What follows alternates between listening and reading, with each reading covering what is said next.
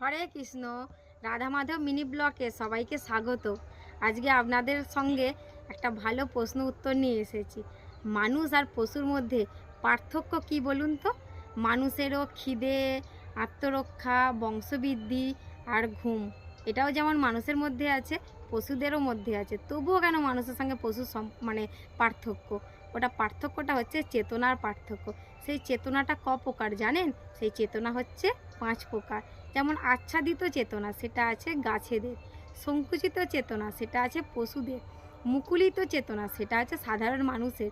বিকশিত চেতনা, সেটা হচ্ছে যারা এই সবে ধর্মমুখী হয়েছে, ভগবান কী জিনিস জানতে শিখেছে।